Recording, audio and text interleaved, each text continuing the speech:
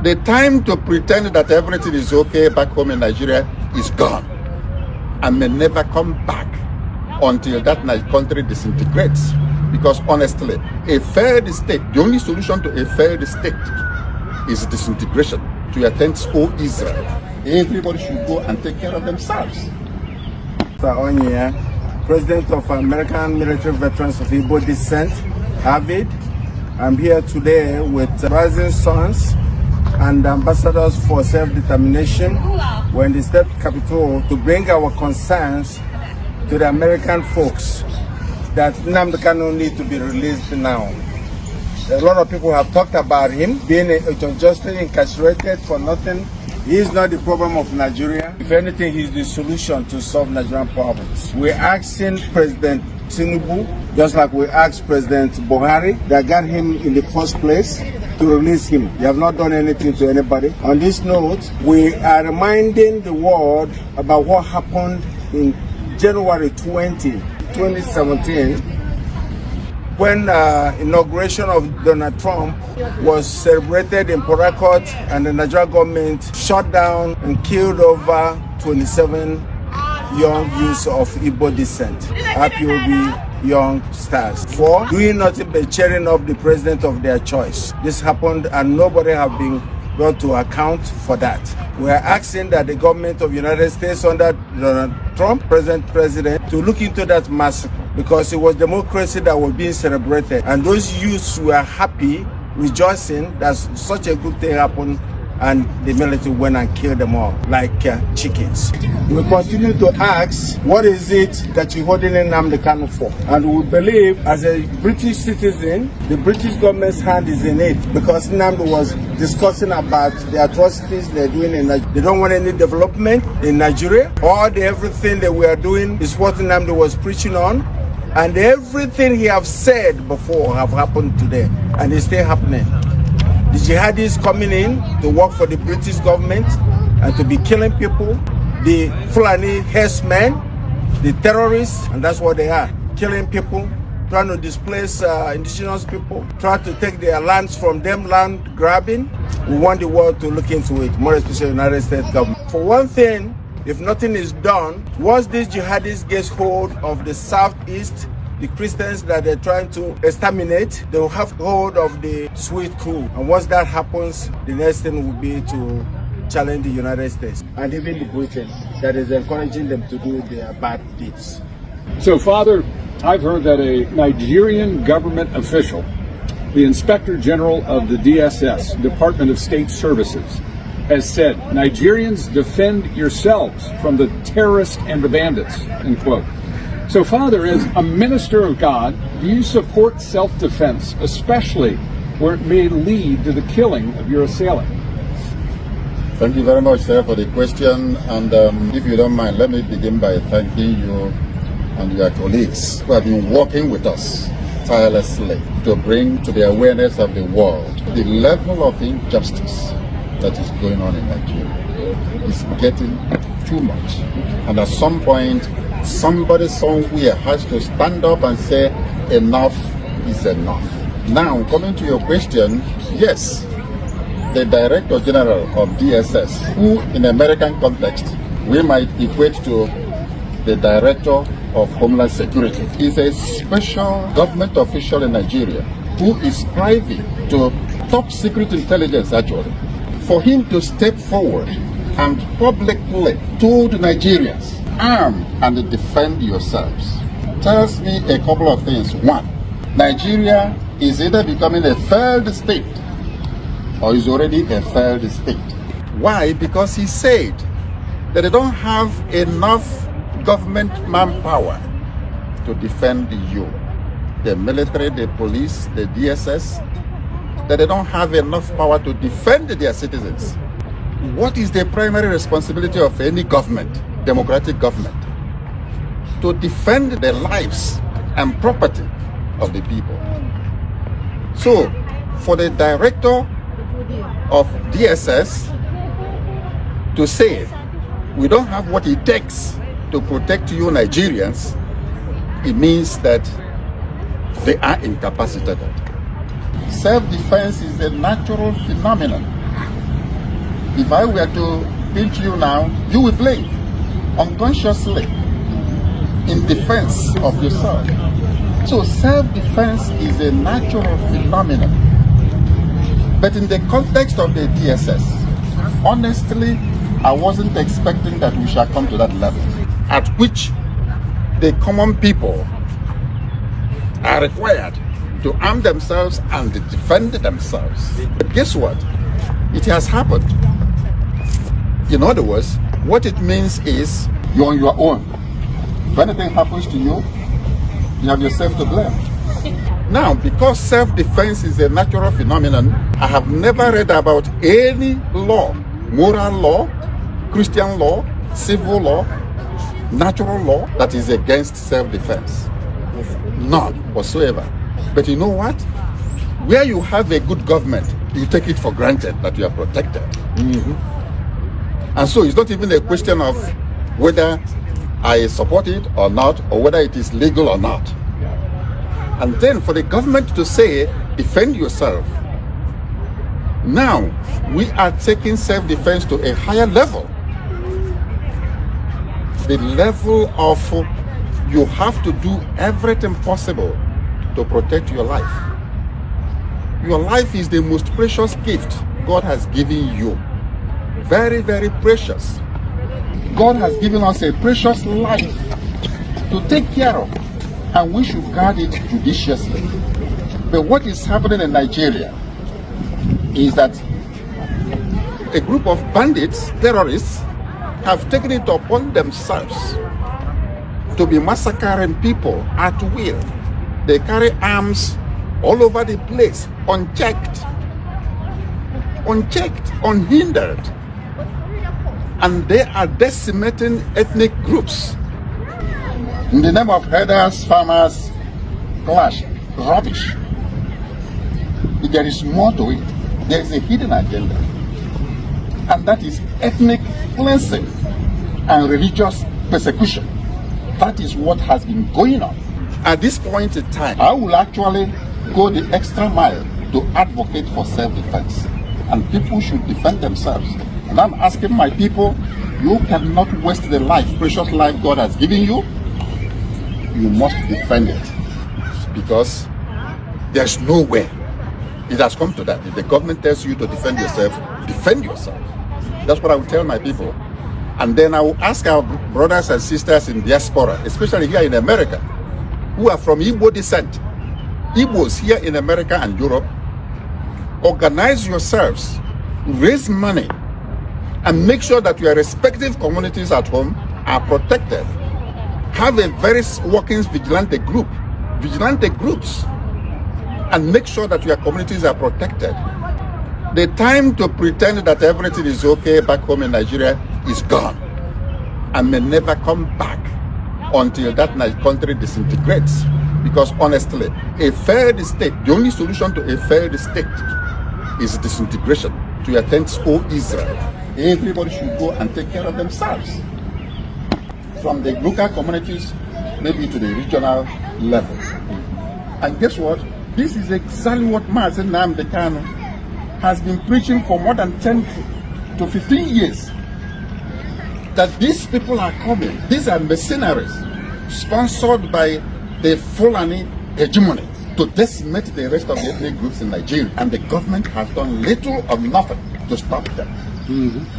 And to our greatest embarrassment, or even being fair to them, they have now told us officially that there's not much they can do. So, Bruce Fine, as a constitutional lawyer and the International Council for Nnamdi Kanu, and you visited Nigeria many times. Your client has served over 5 years in prison. What is Nnamdi Kanu's current situation, and how has the current state of the Nigerian Constitution and the rule of law affected Nnamdi Kanu's freedom? Well, thank you for that wonderful question. We're really gathered here today to pay homage to Nnamdi Kanu and his unsurpassed courage that has given the Biafrans hope, which is what sustains the people and moving forward towards justice. Nnamdi Kanu was victim of a crime. The crime perpetrator was the nation of Nigeria. In 2021, he was kidnapped and tortured in Kenya. He was then returned to Nigeria, where he's been denied a trial for now over 4 years. I helped precipitate a ruling from the working group on arbitrary detention in Geneva, holding very unambiguously and calling for the immediate and unconditional Nnamdi Kanu, because the government of Nigeria had violated 16 human rights covenants that were binding on all nations, whether they accepted them or not. The Nigerian government has flouted that decree now for almost 3 years. Nnamdi Kanu remains in isolation. Again, he's never ever been given an opportunity for a trial. There are repeated adjournments because there is no evidence. I've examined the indictments. They're really quite hollow. They don't have any specificity of what Nnamdi Kanu did that caused any kind of violence or harm. And at present, there still is no scheduled trial date. It's a continuing criminal violation by the Nigerian government. The great irony is that the real case should be Nnamdi Kanu versus the government of Nigeria, which should be in the defendant's chair. One of the things that's very astonishing is that for hundreds of years of Anglo-American jurisprudence, there's a motto: crime should not pay. The Nigerian government is trying to make their crime against Nnamdi Kanu pay, which is intolerable. Bruce, what can be done to the government of Nigeria to help free Nnamdi Kanu? Well, there are several precedents.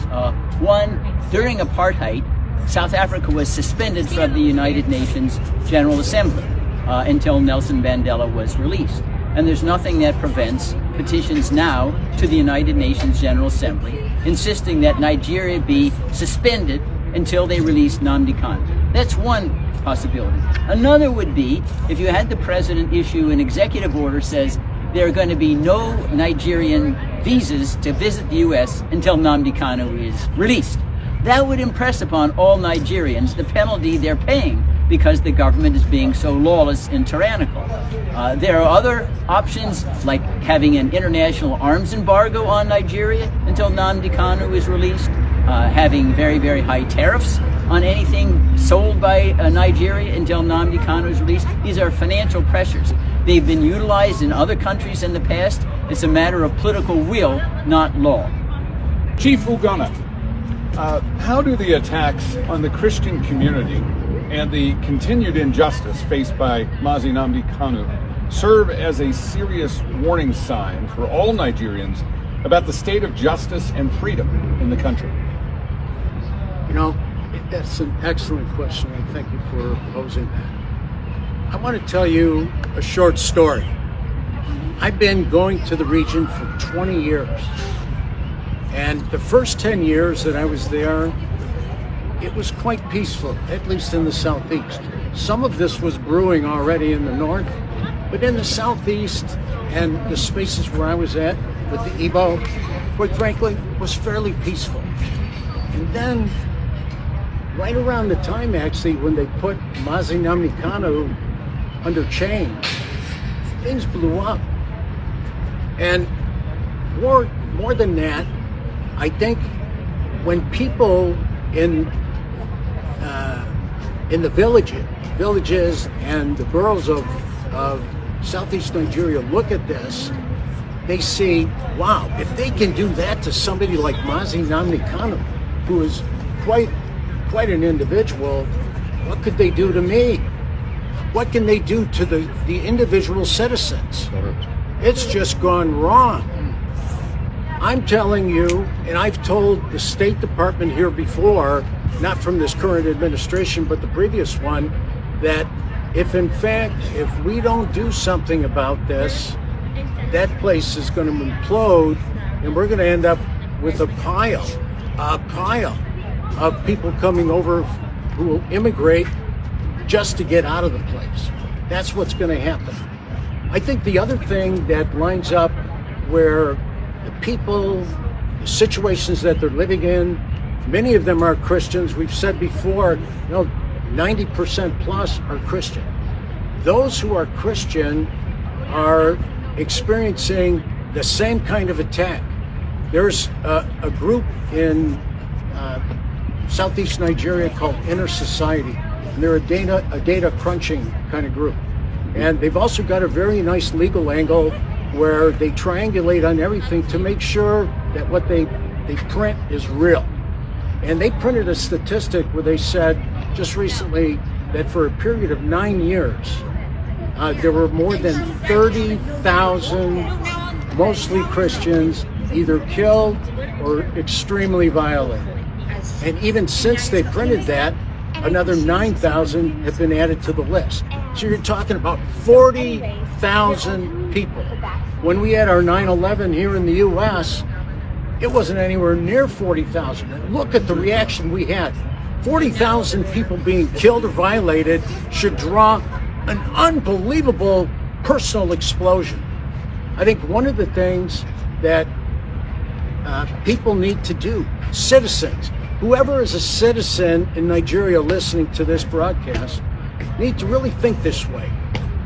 I used to work for a guy who said, you know what, now that we've had all this discussion, that's all wonderful, but tomorrow morning when you wake up, what are you going to do? What are you going to do? And the point is, you need to be able to answer that question. And for me, it comes down to three things. The first is you need to understand what's going on. What's going on in your village? Who are those strangers out in the bush? Who are they? What are they doing? You need to understand what's happening to you. You can't wait for somebody to tell you. Nobody's going to tell you. When DSS has already said, you know what? You better take care of yourself. You know, actually, I don't know if they really want to give us any good advice, but that's good advice. We need to take care of us. You need to get up and understand what's going on. The second thing you need to do is you need to have a plan. You need to start to think about, what am I going to do tomorrow morning? What's the plan? I need a plan. And the third thing you need to do is take it personal. Now, you might say, what's this white chief? How many white chiefs do you see with a red hat? Not too many. What's he doing? I want to tell you what I'm doing, okay? What's important to me? You know, when it comes to understanding what's going on, we are all about, I spent 20 years understanding what's going on.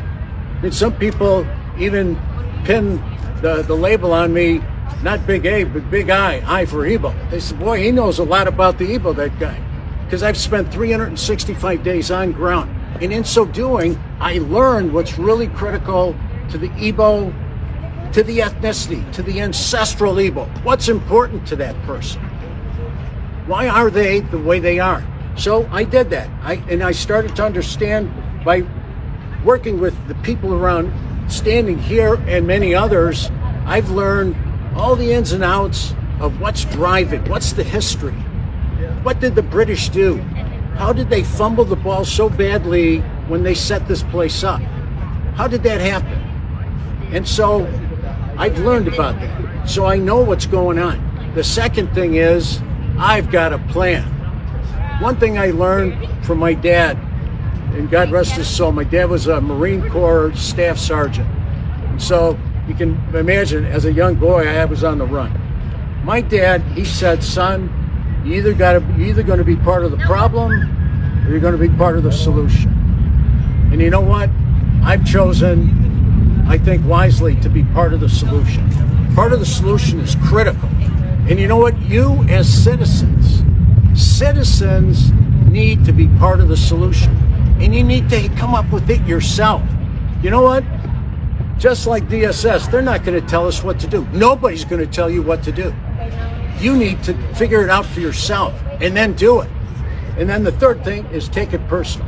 Now, what have I been doing? You can tell just by the way I am. I take things personal. And when I come to this place behind me, and I spend a lot of time at the State Department as well, and as a group with Avid. Avid's a great organization. Avid, with that group, we've spent a lot of time in the halls of Congress, knocking on the doors, talking with people. When we're with those people, What we're doing is we're taking them through the same 3 steps. United States government, you actually don't understand what's going on in Africa. Listen to us. We'll tell you what's going on. It's an ancestral place. And what happens is when they abscond with somebody who's iconic in the society. I mean, Mazi Nnamdi Kanu is iconic. When they put somebody like that in chains and just throw away the key, which they've done, they've thrown away the key. We should be taking that personal. And once again, if they can do what they're doing with him, they're doing with us, and that's when the 40,000 Christians that they've got on the run. There's another little bit of data you ought to know about. You know, all the people, and I bet there's hardly anybody in the region who hasn't been personally touched by a disappearance. You've got family, friends, fellow villagers who've been absconded with. They've been stolen. Everybody knows what I'm talking about. You know what's going on. Well, what happens is we need to tell the people in these powerful places, because they have a lot of control. I think you've heard quite a bit of wisdom about what the U.S. government can do. But for sure, the U.S. government needs to understand that if these 3 questions don't get answered also by the United States, understand, have a plan, and take it personal, one day it will come to our shore. One day that place will just turn into a mess. And we need to make sure that it doesn't come to our shore. Evans, a lot has been said about what is wrong in Nigeria, especially the illegal detention of Mazi Nnamdi Kanu. What are your thoughts? Well, I can tell you that we've heard an earful about the evil and atrocities going on in Nigeria. But one thing about evil is that it's really perpetrated by a few, because there are all good people everywhere. There's good people in the north, there's good people in the south, but few bad apples that happens to galvanize the masses to commit evil against their own citizens. I'm telling you that evil may live for a while or may even live for a long time, but evil will never live forever, because every evil has an expiration date. It always does. So I'm telling you that the time of massacre of Christians in the north and south has expired. Right? Expired. Right. Expired. The genocide against the Igbos has also expired. And the incarceration of Mazi Nnamdi Kanu, the Mandela of our era, the Mandela of Nigeria, his incarceration has now expired. You've heard me describe Nigeria as a dark nation. And the only thing that can overtake darkness is light. So I'm asking the Congress of the United States to be the light and enact the laws that will stop what's going on in Nigeria. Beginning with designating the nation as a country of particular concern. I'm also asking those in diaspora, like myself, to wake up and do something to help your citizens back home. We can always do something individually, but we can do much more collectively. This is a cause that I'm willing to die for. And I will continue to fight until my last breath. Tell me about the Nigerian government. Have they adequately protected human rights and enforced their laws regarding the protection of lives and property of her Igbo and Christian citizens? The question of human rights in Nigeria ought to go directly to a few people that I will mention. Yeah. They will talk about that. I'm talking about the person of a young lady called Leah Sharif, that was kidnapped by Boko Haram when she was 15 years old. 15 years old, she was kidnapped. Yeah. Until this day, she remains in the custody of the terrorists. Yes. She cried out to her government, and they did nothing. No rescue, no help. And I want to surprise you. This young woman today is 25 years old. 25 years old, having children for terrorists, while the federal government of Nigeria ignores her cry for help and assistance. So you ask Leah Sharif about the fundamental human rights in Nigeria, and she will tell you the rest of the story. Another person that is worthy of note is another young lady by the name Deborah Samuel, a young college student in Shangari College of Education, Sokoto, Nigeria. This young woman was stoned to death in broad daylight while people stood and watched, while the government stood and watched. The army and the police, all the security apparatus, they stood and watched an innocent girl mowed down in broad daylight, and her body was set ablaze. Chances are this young woman was still alive while she was in flames. Things that you cannot bear as a father, as a brother. These things are happening in this country called Nigeria.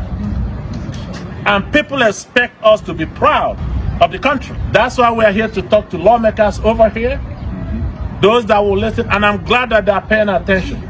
They're taking note. What do you wish that the lawmakers would do first?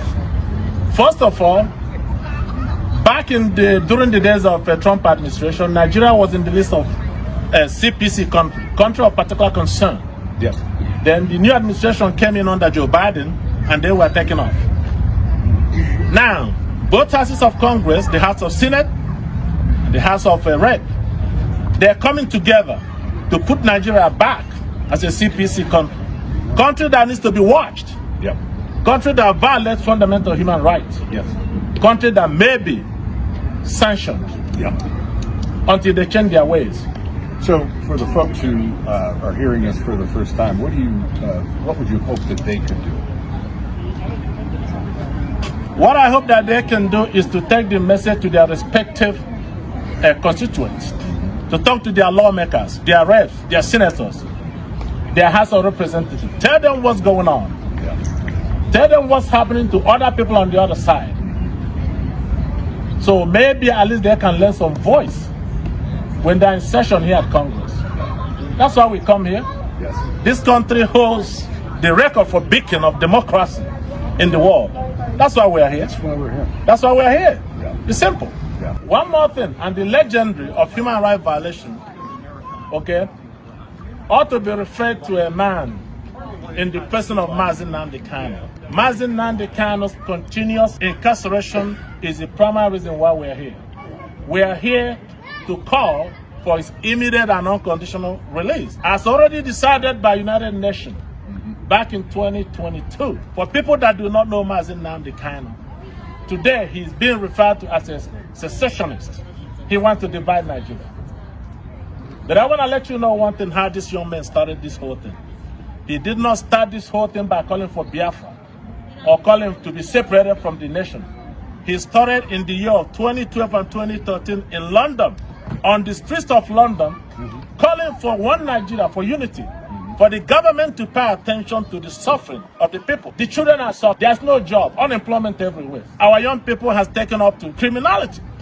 So Nnamdi Kanu saw this and he began to preach, to talk about it. He wasn't calling about secession. He wasn't calling for Biafra. He was just a devoted citizen of the country. Well, seeing that felt a deaf ear, so he began to call for a referendum. What is a referendum? An opportunity for men and women, citizens of a particular country, to come together lawfully and decide their self-determination. Decide who to govern them, to elect government over them. It's called government by the consent of the governed. There's nothing wrong with that. And for that, this young man was arrested in 2015 and put in prison. And 2 years down the road, he was granted bail and was allowed to go home. While he was enjoying his bail, preparing to come to court, consistent with the bail conditions, he was invaded by the same government that granted him bail. A combined forces of the military, the Air Force, Navy, all of them invaded his home on a planned assassination attempt. They called it the legendary Python dance. Python should be dancing in the forest, not in a village where there were women, children, and elderly. That's where the Nigerian military came to operate their python dance. But at the end of the day, when the python has finished dancing, scores of human beings were left dead, properties were destroyed. Where's the justice? Where's the government? Where's the right of the people to be protected? And miraculously, Nnamdi Kanu escaped that very assassination attempt. And in 2021, June of 2021, they tracked him down and kidnapped him while he was on official duty in Kenya. As far as we are concerned, there is no democracy in Nigeria. One key piece I want to mention with people and citizens is that it's the subject of fear. See, when you don't make a plan, when you don't understand what's going on, and you don't take it personal, all of that gets replaced by fear. See, what happens when fear takes over, all the bad operators around you become temporarily successful. And that's evidenced largely by the growth of IDP camps in the country. You know, the internally displaced person camps are now over 1 million. In fact, there's an organization, they publish a thing called an IDP Atlas. And in the Atlas, they quote that 1.34 million people are now in camps. And on top of that, there's another statistic that they keep where they call displaced person movement. And those are people who are about to be in IDP camps. They've been chased out of their environments, out of their homes, and there are about 3.3 million of those. So when you add all this together, it's 4 or 5 million people who either are or are about to be in an internally displaced person camp. They're like prison camps.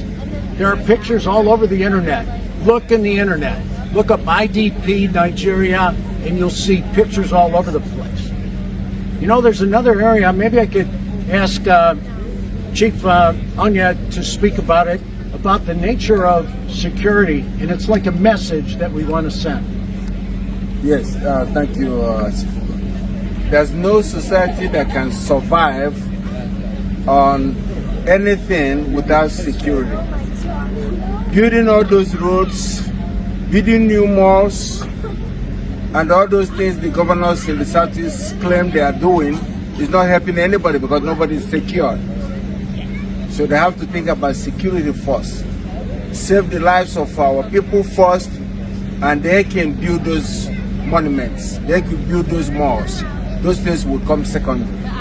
So the most important thing they would do is security. Make sure that there are bushes, nobody is living there, no Fulanis are there, no jihadis are there.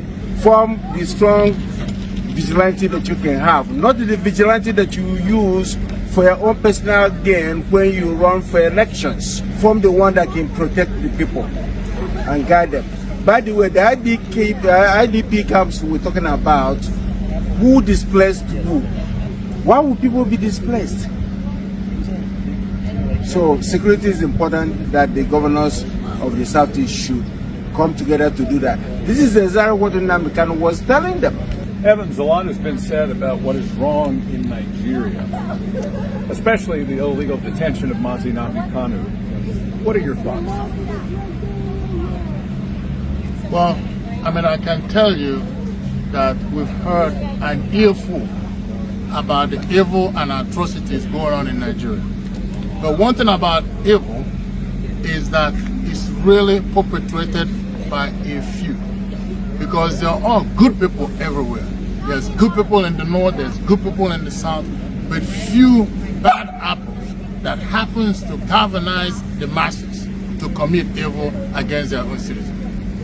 I'm telling you that evil may live for a while, or may even live for a long time, but evil will never live forever, because every evil has an expiration date.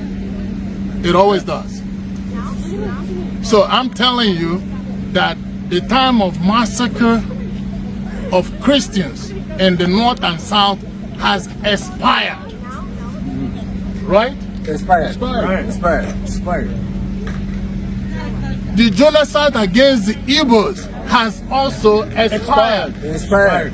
And the incarceration of Nnamdi Kanu the Mandela of our era, the Mandela of Nigeria. His incarceration has now expired. You've heard me describe Nigeria as a dark nation. And the only thing that can overtake darkness is light.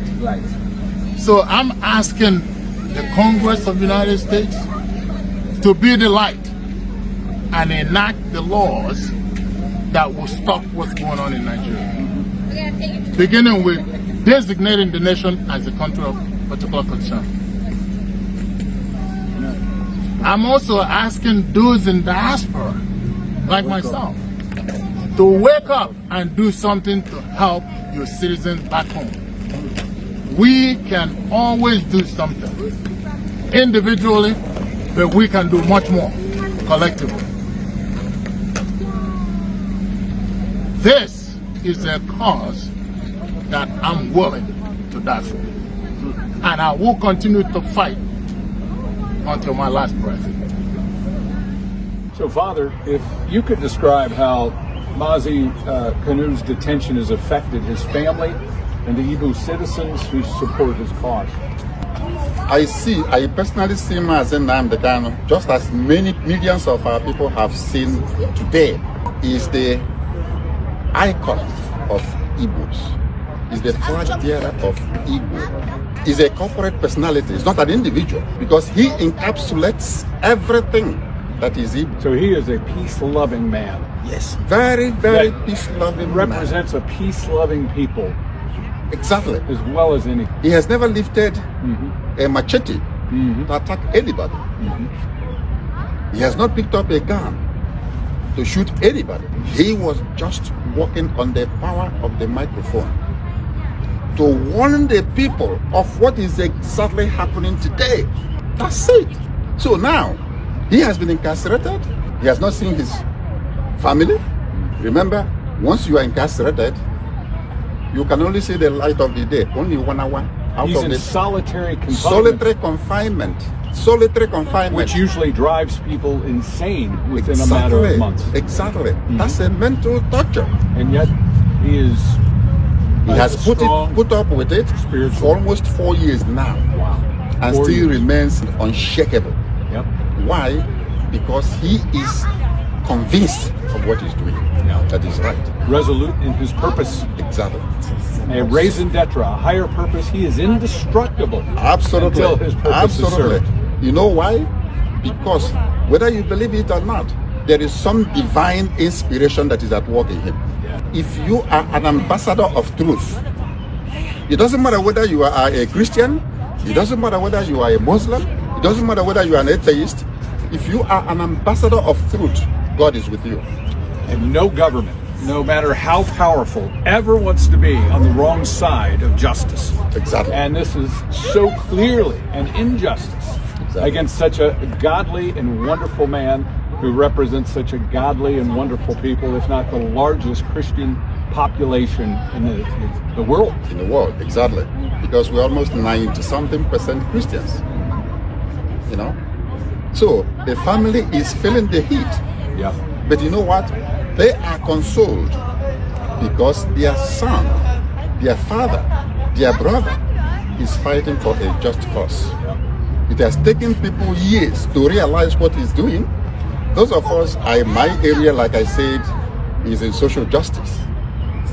So I was able to see and understand what he was doing as far back as 2017. And since then, I have committed to the cause that he has been leading, because I know that it is the right course. So right now, people are realizing what this man has been saying and the type of person this man is.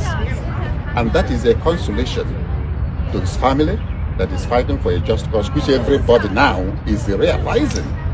And it's also a consolation to our people that he was able to withstand all the torture, all the criminal harassment, and still remain the same and consistent in what he's doing. People are really inspired talking about him today. This matter went to United Nations back in 2021, and after 9 months of deliberation by the United Nations Working Group on Arbitrary Detention. That very complaint was orchestrated by Attorney Bruce Fine from here, Washington, D.C. He took Nigeria to the World Tribunal. And at the end of 9 months, they came out, it was a unanimous decision by a 5-member nation that Mazi Nnamdi Kanu detention is arbitrary and must be released immediately. Yeah. After the investigation and cross-examination, well, till this day, they have not complied to that very order. And Nigeria remains a signatory to the United Nations. You remember, why you're not abiding to their judgment. We are here to let the members of Congress understand what's happening to that young man. Yep. That's why we're here. Yep. Because right now, Nigeria has ignored every judicial pronouncement. Everyone. Yes. I just told you about United Nations. Even the Nigerian court, appeal court, in the same year of 2022, rendered their own decision on the matter, discharging Mazi Nnamdi Kanu of all charges, and ordering his immediate release, and even went further to say there is no court in this country that should try this young man on this particular issue. Yeah. Why? Because he was kidnapped. Yeah. You can't go around the whole world kidnapping your dissidents and dragging them back to your country and put them in prison. So today, Mazi Nnamdi Kanu remains in prison without trial. It's called persecution before trial. Where was he captured? Kenya. Kenya. Yes. So outside of the country, he was kidnapped, brought back into the country, tried by the very people who are guilty of offending him. Exactly. So the appeal court understood exactly what you said. Yeah. That's why they say no court can try him. Because they knew you cannot commit an offense against an individual and turn around to sit in judgment seat to judge the same person. It's like a rapist trying his own victim, Right.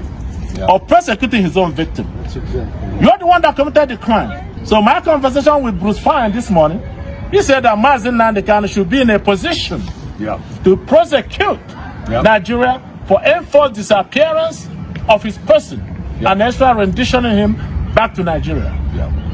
Blindfolded, brought back home. That is an international crime. And Nigeria should stand on trial, not Mazi Nnamdi Kanu. Yeah.